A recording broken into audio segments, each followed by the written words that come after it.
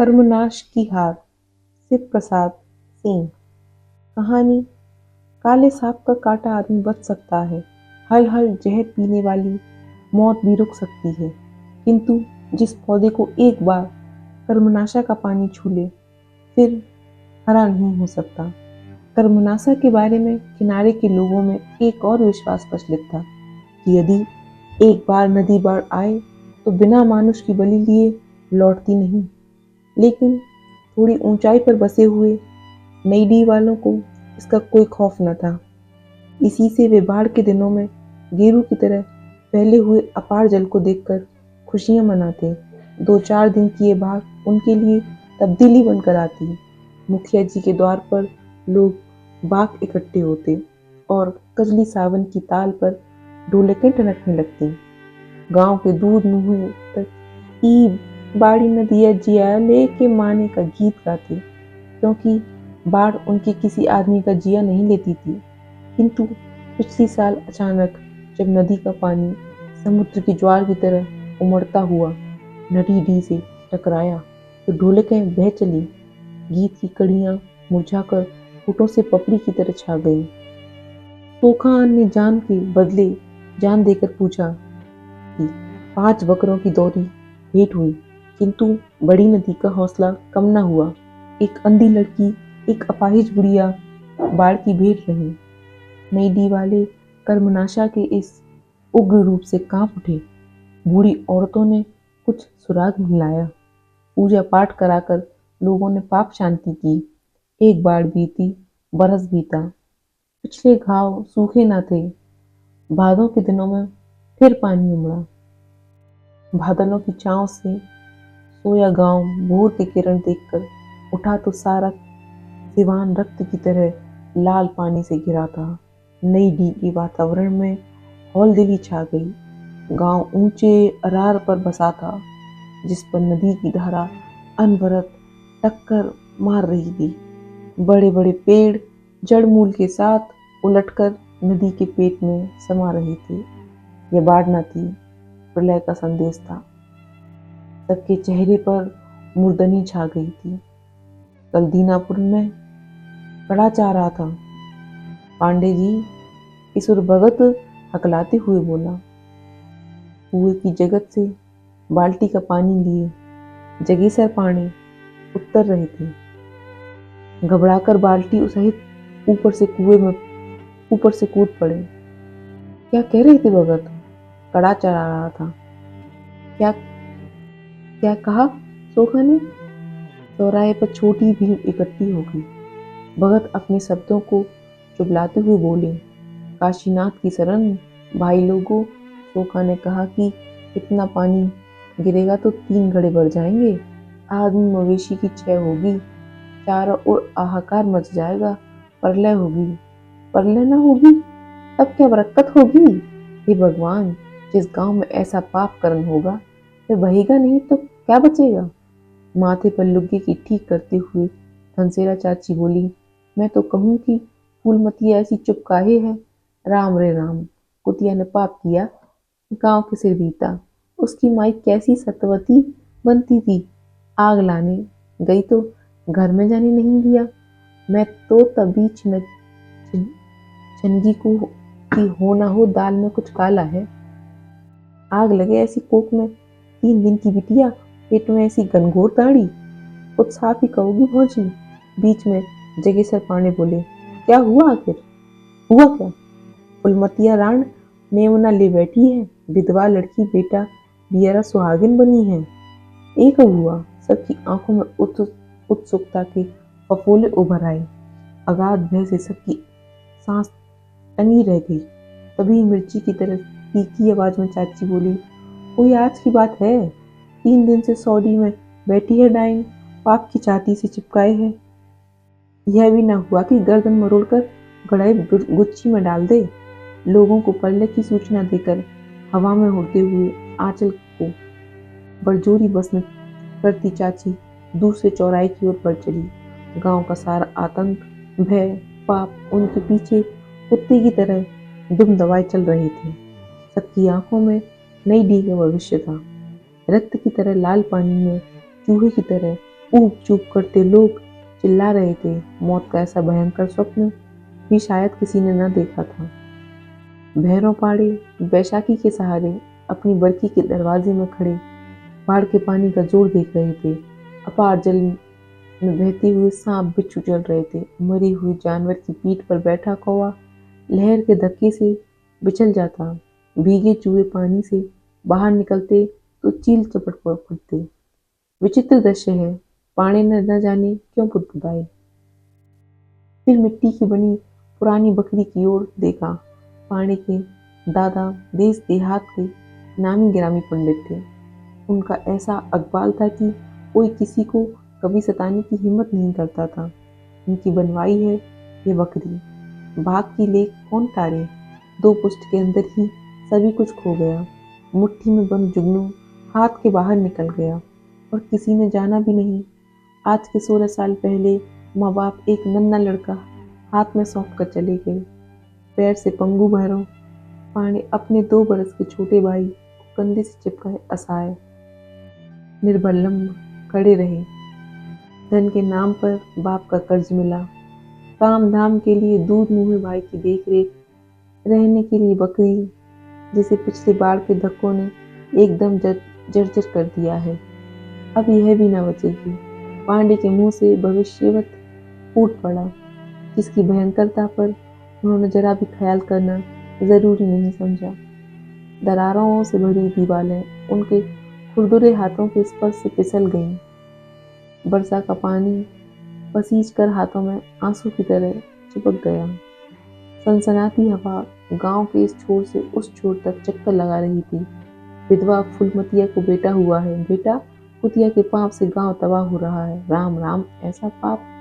भैरव पांडे के कानों के स्पर्श से ही भयंकर पीड़ा पैदा हो गई। बैसाखी उनके शरीर के भार को संभाल न सकी और वे धम्म से चौखट पर बैठ गए। बाजू के धक्के से कुहनी छिल गई। चिनचिनाती कुहनी का दर्द उन्हें रोए रोए में बिंध रहा था और पाड़े इस पीड़ा को होठों के बीच दबाने का प्रयत्न कर रहे थे। सब कुछ गया, वे बुदबुदाए। कर्मनाशा की बाढ़ उनकी इस जर्जर बकरी को हड़पने नहीं, उनके पितामह की उस अमूल्य प्रतिष्ठा को हड़पने आई है, जिसे अपनी इस विपन्न अवस्था में भी पांडे ने धरती पर नहीं रखा। दुलार से पली हुई प्रतिष्ठा सदा उनके कंधे पर चढ़ी रही। मैं जानता था कि यह छोकरा इस खानदान का नाश करने आया है। पांडे की आंखों में उनके छोटे भाई की तस्वीर नाच उठी। 18 वर्ष का छरछरा पानी दार कुलदीप, जिसकी आंखों में भैरव को माँ की छाया तैरती नजर आती। उसके काले काकुल को देखकर मुखिया जी कहते कि इस पर भैरव पांडे की दादा की लौछार पड़ी है। पांडे हो कर हंस पड़ते। जा रे कुलदीप, बरामदे में बैठकर पढ़।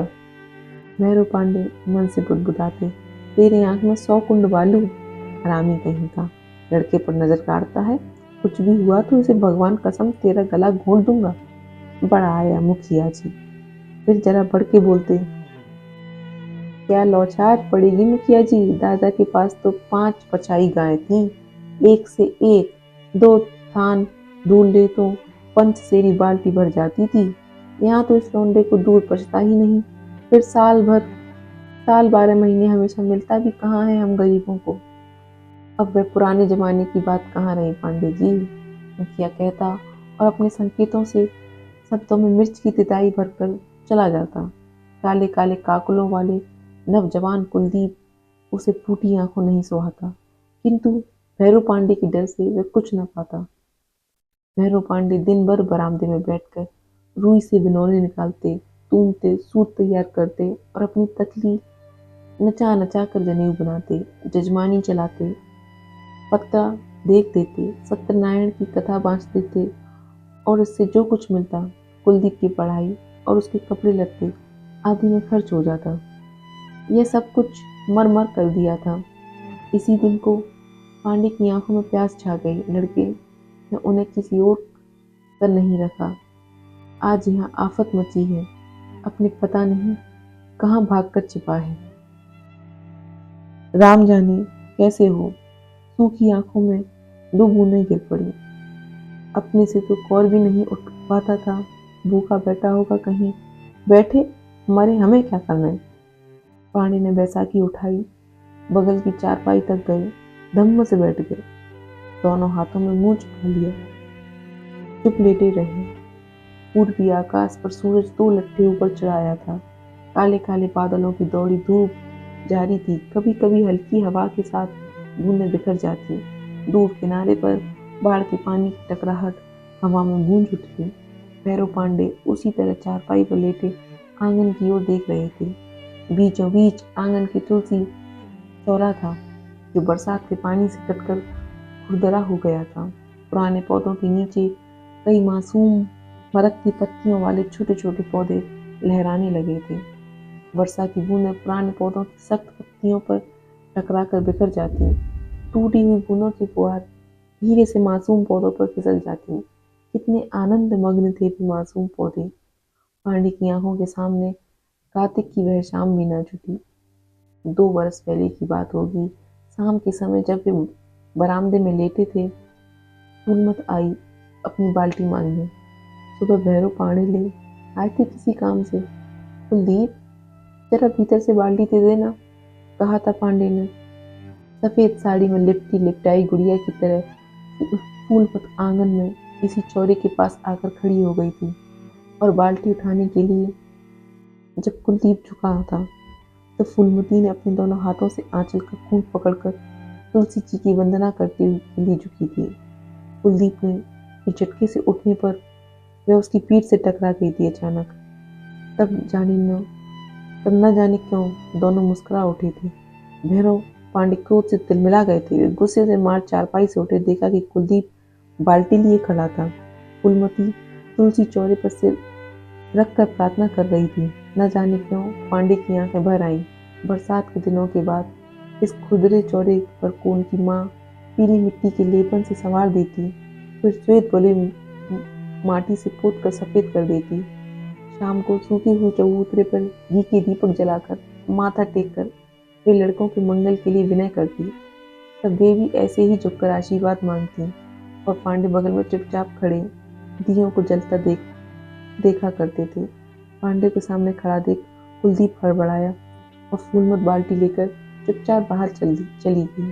पांडे के चेहरे पर एक विचित्र भाव था, जिसे संभाल सकने की ताकत उन दोनों के मन में न थी, और दोनों ही भय की कंपन लिए इधर उधर भाग खड़े हुए। बहुत दिनों तक पांडे के चेहरे पर अवसाद का यह भाव बना रहा। कुलदीप डर के मारे उनकी ओर देख नहीं पाता। ना तो पहले जैसी जिद कर सकने की हिम्मत होती, ना तो हंसी के कलरव से घर के कोने कोने को गुंजान बनाने का साहस। पांडे ने अपने दिल को समझाया, इसे लड़कों का क्षणिक खिलवाड़ समझा। सोचा धरती की छाती बड़ी कड़ी है, ठेस लगते ही सारी गुलाबी पंखुड़ियां बिखर जाएंगी, दोनों को दुनिया का भाव ताप मालूम हो जाएगा।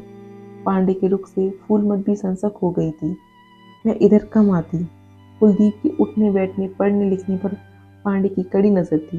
वह किताब खोलकर बैठता तो दिए की टीम में श्वेत वस्त्रों से लिपटी फूलमड़ी खड़ी हो जाती। पुस्तक के पन्ने खुले रह जाते और एकटक दिए की लौ की ओर देखता रह जाता। पांडे को उसकी ये दशा देखकर बड़ा क्रोध आता, पर कुछ कहते नहीं। कुलदीप, एक बार टोक भी दिया था, क्या देखते रहते हो इस तरह, तबीयत तो ठीक है ना? जी, इतना ही कहा था कुलदीप ने, फिर पढ़ने लग गया था। दिए की टीम कुलदीप के चेहरे पर पड़ रही थी। इसके पीछे घने अंधकार में लेटे पांडे क्रोध, मोह और न जाने कितने प्रकार के भावों के चक्कर में झूल रहे थे। उन्हें फुलमत पर बेहद गुस्सा आता।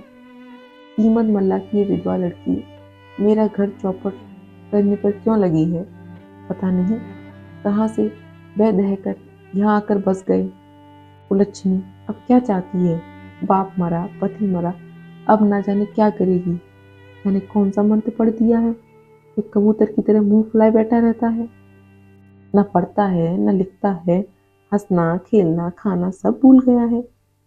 पांडे चारपाई से उतरकर इधर उधर चक्कर लगा रहे, पर कुछ निर्णय न कर सके। समय बीतता गया।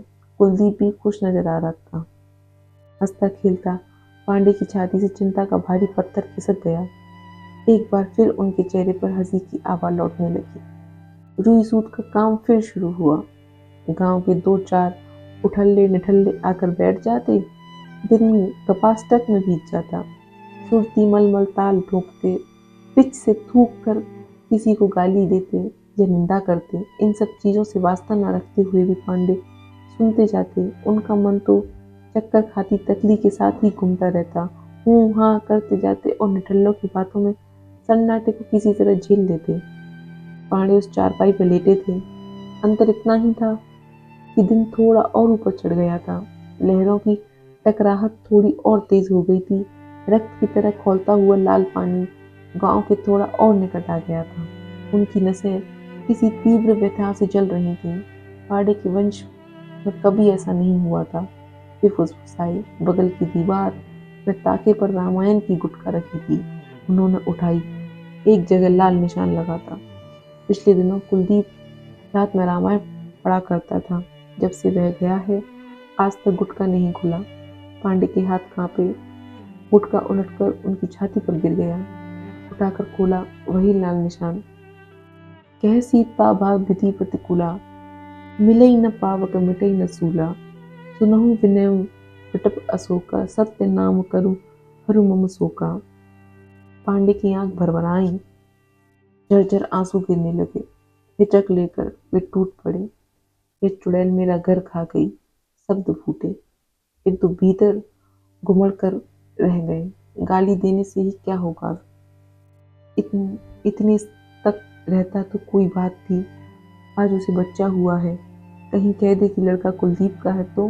नहीं नहीं, ऐसा नहीं हो सकता। पांडे बड़बड़ाए।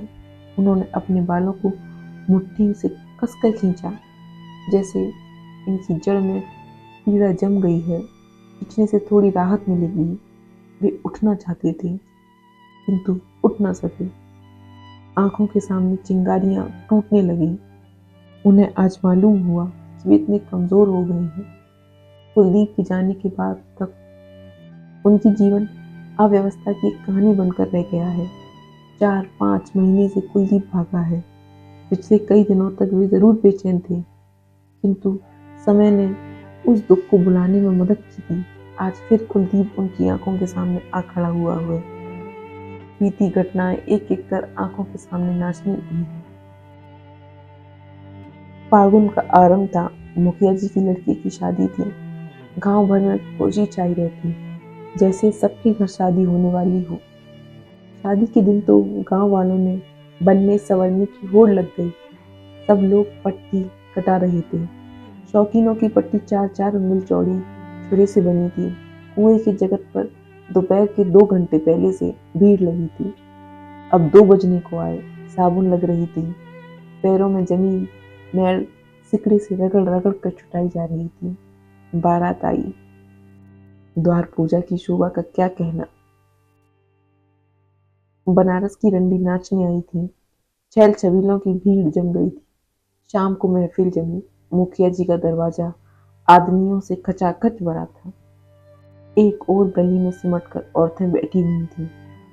गांव की लड़कियां, बूढ़ियां और कुछ मनचली बहुएं। बाई जी आई। अपना ताम जाम बैठाकर बैठ गई। सारंगी लेकर बूढ़े मुआ ने किन किन किया। बाई जी ने अलाप के बाद गाया। नीच ऊंच कुछ बूझत नाही, मैं हारी समझाया। ये दोनों नैना बड़े बेदर्दी, दिल में गाड़ी गए हाय। महफिल में से बहुत दूर गांव के छोर पर आमों के पेड़ों पर फागुन के पीले चांद की छाया फैली थी, जिसके नीचे चित कपड़े के चांद की तरह फैली चांदनी में एक प्रश्न उठा। मुखिया जी की महफिल में पतुरिया ने जो गीत गाया था वह कितना सही था। कौन सा गीत? कि दोनों नैना बड़े बेदर्दी। धत, उस दिन मैं बड़ी देर तक इंतजार करता रहा। मेरी माँ के सर में दर्द था। कौन है? जोत की आवाज गूंज रही थी। पास की गली में एक छाया खो गई थी। कौन है? फिर आवाज आई थी। मैं हूँ कुलदीप। यहाँ क्या कर रहे हो? नदी की ओर चला गया था। इस समय पेट में दर्द था। क्रोध की हालत में भी भैरव पांडे मुस्कुरा उठे। झूठे? पेट में दर्द था कि आंख में? कुलदीप का सिर लज्जा से झुक गया था। उसे लगा जैसे एक क्षण का यह भयप्रद जीवन उसकी आत्मा पर सदा के लिए छा जाएगा। एक क्षण के लिए बोला हुआ ये झूठ उसके सारे जीवन को झूठा साबित कर देगा। एक क्षण के लिए झुका ये माथा फिर कभी ना उठ सकेगा। वह झूठ के इस पर्दे को फाड़ डालना चाहता था, किंतु कुलदीप भैरू पांडे से ने आहिस्ता आहिस्ता कहा, तुम गलत रास्ते पर पांव रख रहे हो बेटा। तुमने कभी अपने बाप दादा की इज्जत के बारे में भी सोचा है? बड़े पुण्य के बाद इस घर में जन्म मिला है भाई। इसे कभी मत भूलना कि अच्छे घर में जन्म लेने से कोई बहुत बड़ा नहीं हो जाता, किंतु इस अवसर को गलत कहकर नीचे गिरने से बड़ा पाप और कोई नहीं है। कुलदीप को लगा कि तीखी कांटों वाली कोई जीवित मछली उसके गले में फंस गई है। गर्दन को चीरती हुई यदि वह निकल जाए तो भी गनीमत, किंतु ये असह्य पीड़ा तो नहीं सही जाती। न जाने क्यों वह हिचकियों में फूट फूट कर रो उठा था। भाई के मन की पीड़ा की कल्पना भी उसके लिए कष्टकर थी, किंतु उसकी आत्मा अपने संपूर्ण भाव से जिस वस्तु को वरेण्य समझती है उसे वह एकदम ही व्यर्थ कैसे कह दे। जिस छाया में न जाने क्यों उसे एक अनजाने आनंद का अनुभव होता है, उसे कालिक कह सकना उसके बस की बात न थी। इस कष्ट के भार को उसकी आंखें संभाल न सकी। भैरव पांडे भी भाई से लिपट गए, उसकी पीठ सहला रहे थे, उसे बार बार चुप होने को कह रहे थे। यदि कोई देख ले तो उसके मन में आया कि वो कुलदीप को जल्दी जल्दी खींचते हुए एक ओर ले जाए। आंसुओं में जो पश्चाताप उमड़ा है वह दिल की कलौंज को मांस डालता है। पांडे ने सोचा था कि कुलदीप अब ठीक रास्ते पर आ जाएगा, उसके वंश की मर्यादा अपमान के तराजू पर चढ़ने से बच जाएगी। भूखों रहकर भी पांडे ने इज्जत की जिस बिरवे को खून से सींच कर तरोताजा रखा है, उस पर किसी के व्यंग कुठार नहीं चलेंगे। किंतु एक महीना भी नहीं बीता, कुलदीप फिर उस रास्ते पर चल पड़ा। छोटे भाई के इस कार्य को छिपकर देखने की पापाग्नि में भैरव पांडे अपनी आत्मा को जलते हुए देखते, किंतु वे विवश थे। कैद के दिनों में गर्मी से जलती तपी कर्मनाशा नदी किनारे के नीचे सिमट गई। नदी के पेट में दूर तक फैले हुए लाल बालू का मैदान, चांदनी में सीपियों के चमकते हुए टुकड़े, सामने के ऊंचे अरार पर घन पलाश के पेड़ों की अराक्त बातें, बीच में गुग्गू, चारों ओर जल विहार करने वाले पक्षियों का स्वर, कगार से नदी तीर तक बनी हुई छोटे बड़े पैरों के निशानों की दो पंक्तियां, सिर्फ दो। तुम मुझे मझधार में लाकर छोड़ तो नहीं दोगे? घुटन और शंका में खोई हुई धीरे स्वर, श्यामा की चींटी दर्द भरी आवाज, एक चुप्पी, फिर हकलाती आवाज, मैं अपने प्राण दे सकता हूँ किंतु तुमको कभी नहीं। चांदनी की झीनी परतें सघन होती जा रही थी। सुनसान किनारे पर भटकी हवा की सनसनाहट में आवाजों का अर्थ खो जाता। कभी हल्के हास्य की नर्म ध्वनि, कभी आक्रोश के बुलबुले, कभी उल्लास तरंग, कभी सिसकियों की सरसराहट। भैरव पांडे एक बार चांदनी की इस पवित्र आलोक में अपनी क्रूरता और निर्ममता पर विचार करने के लिए रुक गए। तो क्या आज तक उनका सारा प्रयत्न निष्फल था? क्या वह असाध्य को संभव बनाने का ही प्रयत्न करते रहे? एक क्षण के लिए भैरव पांडे ने सोचा, काश फूलमत अपनी ही जाति की होती, कितना अच्छा होता, वह विधवा ना होती। तुलसी चौरे की वंदना पाड़े के मस्तिष्क में चंदन की सुगंध की तरह छा गई। उसका रूप, चाल चलन, संकोच, सब कुछ किसी को भी शोभा देने लायक था। एक क्षण के लिए उसकी आंखों के सामने सफेद साड़ी में लिपटी फूलमत की पतली दुबली काया हाथ जोड़कर खड़ी हो गई, जैसे वह अंचल फैलाकर आशीर्वाद मांग रही हो। भैरव पांडे विचलित खड़े थे, विमूढ़। ये असंभव है। पांडे ने वैसाखी संभाली, नीचे की ओर लपके। कुलदीप, बड़ी कर्कश आवाज थी पांडे की। दोनों सिर झुकाए सामने खड़े थे। आज पहली बार पाप के साक्षी में दोनों संवेद दिखाई पड़े थे। पांडे फिर एक क्षण के लिए चुप हो गए। मैं पूछता हूँ ये सब क्या है? पांडे चिल्लाए। इतनी निर्लज्ज हो तुम दोनों? पांडे बढ़कर सामने आया।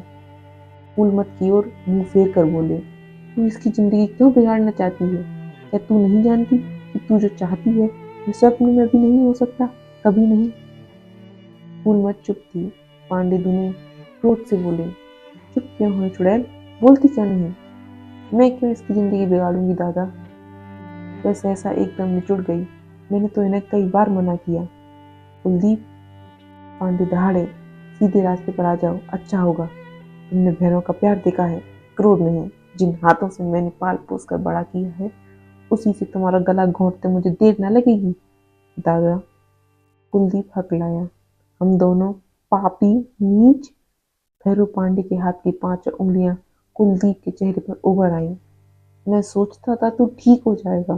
पांडे क्रोध से कांप रहे थे, लेकिन नहीं, तू मेरी हत्या करने पर ही तुल गया है। ये फूलमत की ओर घूम कर चिल्लाए, क्यों खड़ी है डायन?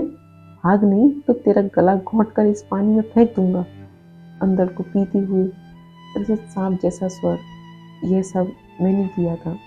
पांडे चारपाई पर घायल सांप की तरह तड़पड़ाते हुए बुदबुदाए। उनकी छाती से सरक कर रामायण की गुटका जमीन पर गिर पड़ी।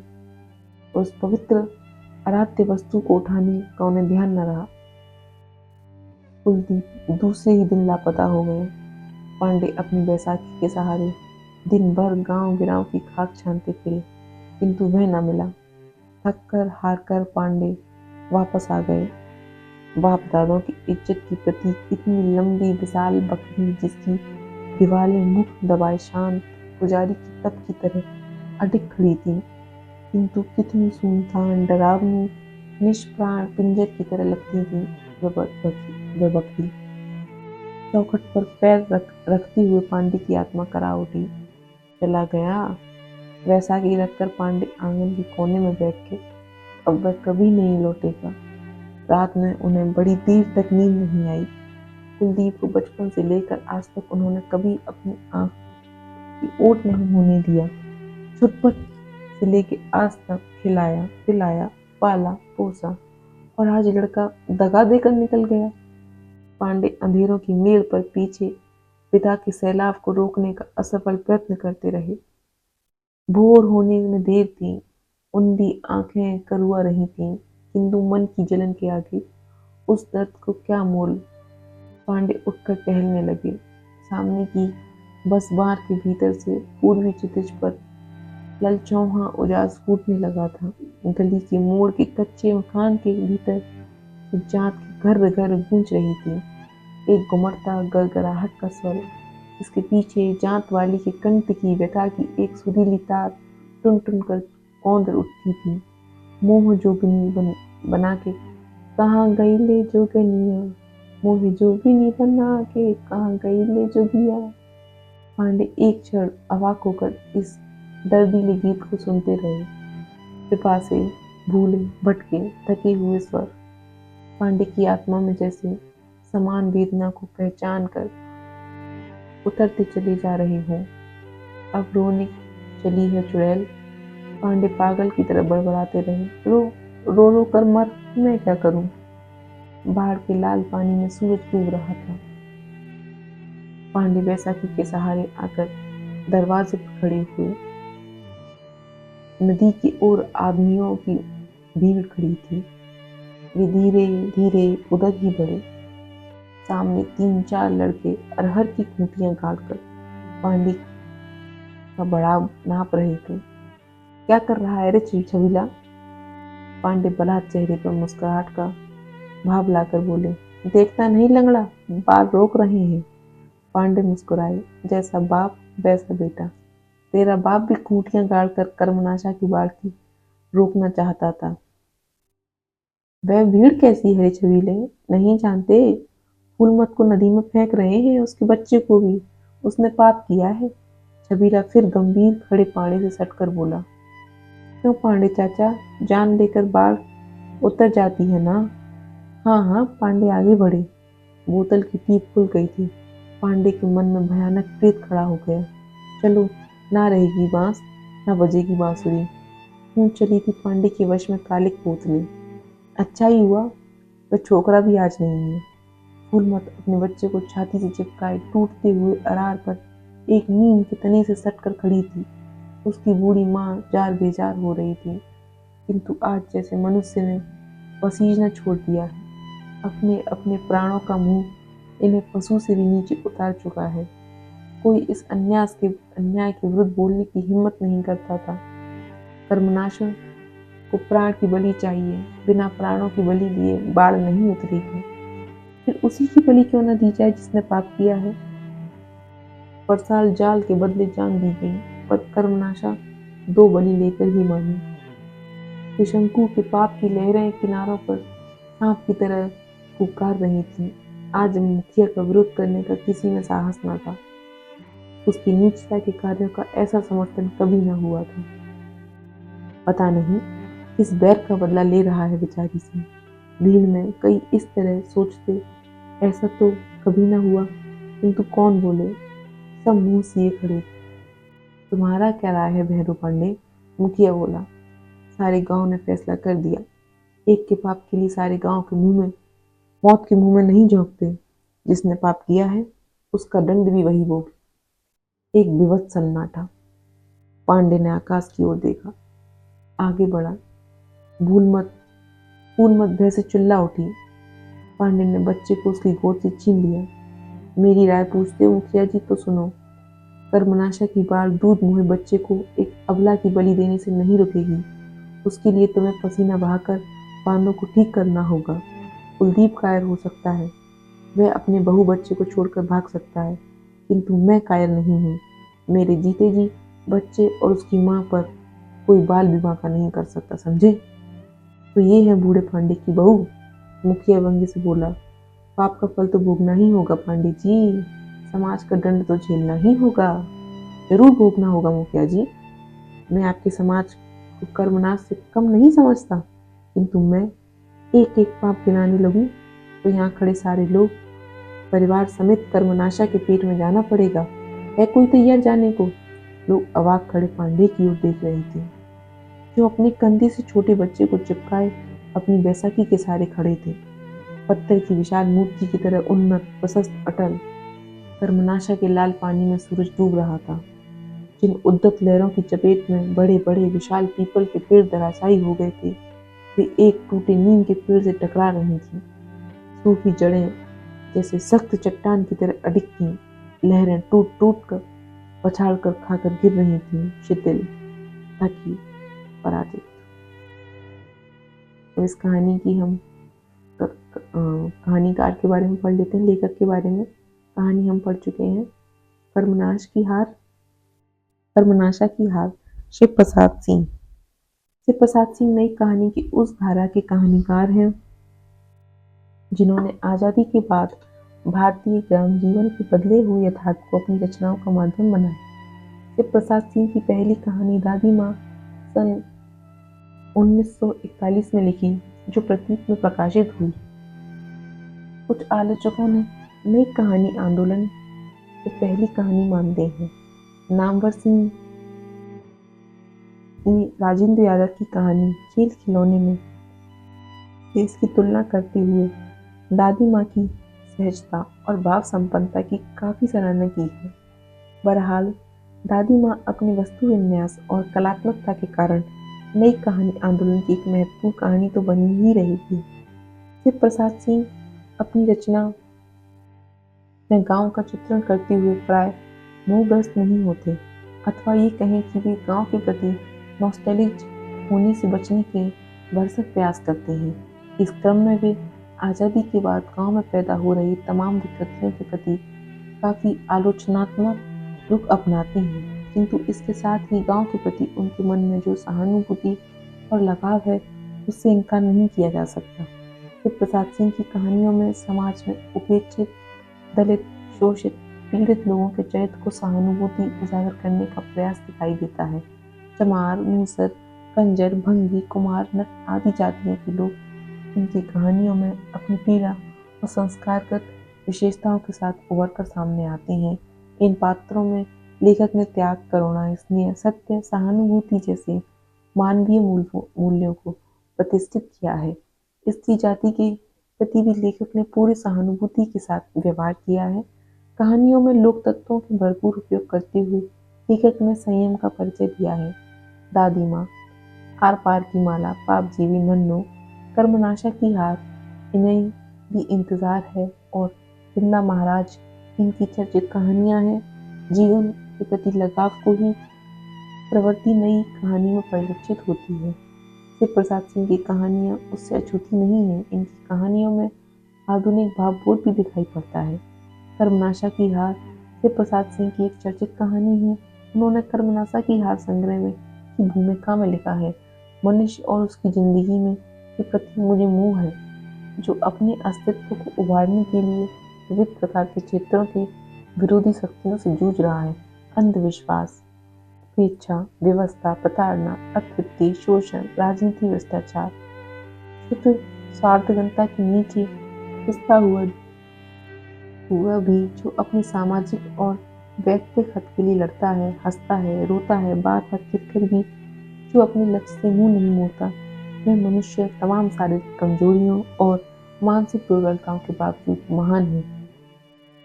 इसी मनुष्यता के कतिपय अंशों का चित्रण इन कहानियों का उद्देश्य रहा है।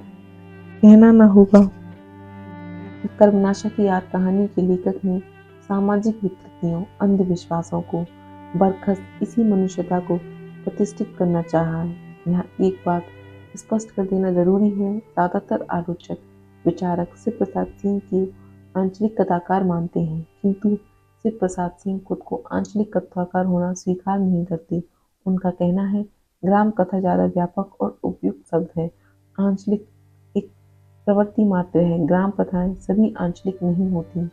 आगे उनका कहना है, आंचलिक यही कहानियां कही जा सकती हैं जो किसी जनपद के जीवन, रहन सहन, भाषा, मुहावरे, रूढ़ियों, अंधविश्वास, पर्व, उत्सव, लोक जीवन, नृत्य, गीत आदि को चित्रित करना ही अपना मुख्य उद्देश्य माने।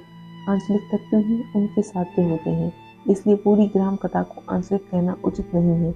कम से कम अपनी कहानियों को आंचलिक कहानी कहना मैं पसंद नहीं करता। हालांकि शिव प्रसाद सिंह ने आंचलिकता की सबसे प्रमुख विशेषता का यहाँ जिक्र नहीं किया है, वह है किसी अंचल का ही नायक के रूप में चित्रण। फिर भी शिव प्रसाद सिंह की रचनाओं पर विचार करते हुए हम इस निष्कर्ष पर पहुंचे हैं कि वे आंचलिकता की सभी शर्तों को पूरा नहीं करते, इसलिए उन्हें ग्राम कथाकार की श्रेणी में रखना उचित होगा। कहना न होगा कि आज़ादी के बाद उभरने वाली ग्राम कथाकारों की सशक्त पीढ़ी ने हिंदी कहानी की आत्मा को बदल कर रख दिया। उनकी सच्ची, समर्थ, शक्तिशाली, निर्बल और दुखी चरित्रों की ऐसी पंक्ति खड़ी कर दी जो गहन मानवीय चेतना से पूरी तरह लैस थी। ग्राम कथा की एक बहुत बड़ी विशिष्ट देन उपेक्षित जन समुदाय के जीवन का सहानुभूतिपूर्ण चित्रण है। कंजड़, नट, मुसर, मिरासी, हिजड़े, नर्तक, वीर आदि घुमंतू जातियों के प्रति जो सहानुभूति इन कहानियों में दिखाई देती है, वह इससे पहले और बाद में उस रूप में परिलक्षित नहीं होती। यह नई कहानी आंदोलन की एक मुख्य प्रवृत्ति थी, जिससे शिव प्रसाद सिंह की कहानियां भी अछूती नहीं हैं। शिव प्रसाद सिंह आधुनिक चेतना संपन्न कथाकार है। उन्हें और नन्नो, दादी माँ एवं कर्मनाशा की हार उनके आधुनिक भावबोध का प्रमाण है। इस कहानी में सामाजिक परिवेश एवं परिस्थितियों में व्यक्ति की प्रधानता है। सामाजिक परिवेश में जीवन के सौंदर्य की झलक और अंधविश्वास के प्रति गहरा विद्रोह है। इस कहानी में रचनाकार समय के साथ साथ चलता है। एक सुपरिचित कथा वस्तु को नवीन संविधान के माध्यम से व्यक्त किया है, इसलिए यह कहानी नई कहानी आंदोलन की एक महत्वपूर्ण रचना बन गई है। कर्मनाशा की हार में एक निम्न जाति की विधवा लड़की ब्राह्मण युवक के प्रेम की कहानी है। भैरव पांडे अपने छोटे भाई के इस प्रेमालाप को देखकर मन ही मन कुढ़ते हैं, किंतु भाई के प्रति पितृत्व प्रेम के कारण वे कुछ नहीं कह पाते। एक तरफ भाई के प्रति स्नेह का अपार संसार, दूसरी तरफ संस्कार एवं सामाजिक वर्जनाएं। भैरव पांडे लगातार इस द्वंद से गुजरते हैं, किंतु जब सारा गांव फूलमत के गर्भ पैदा होने पर नवजात शिशु को कर्मनाशा की बलि देकर उसकी बाढ़ से बचने का विधान रचता है, उस समय भैरव फूलमत को और उसके बच्चे को आगे बढ़कर साहस के साथ स्वीकार कर लेते हैं। मानव मात्र के प्रति करुणा और प्रेम की ये भावना नई कहानी की मुख्य प्रवृत्ति रही है और शिव प्रसाद सिंह की कहानियों में ये विशेष रूप से परिलक्षित होती है। अंधविश्वासों से भैरव पांडे का स्वीकार इस कहानी को आधुनिक बनाता है। भाषा और शिल्प की दृष्टि से कर्मनाशा की हार कहानी का अपना महत्व है। शिव प्रसाद सिंह ने अपनी कहानियों में संक्रमण की पीड़ा को पूरी गहराई और व्यापकता से न सिर्फ देखा है, बल्कि इसे स्वयं उन्होंने झेला भी है। उनमें मानव स्वतंत्रता के आधार पर एक नए मानव धर्म की स्थापना का विचार हमेशा की संदीप्त होता रहा है। उनका लेखकीय कर्म उच्च मानवीय दृष्टि की स्थापना का एक प्रयास है।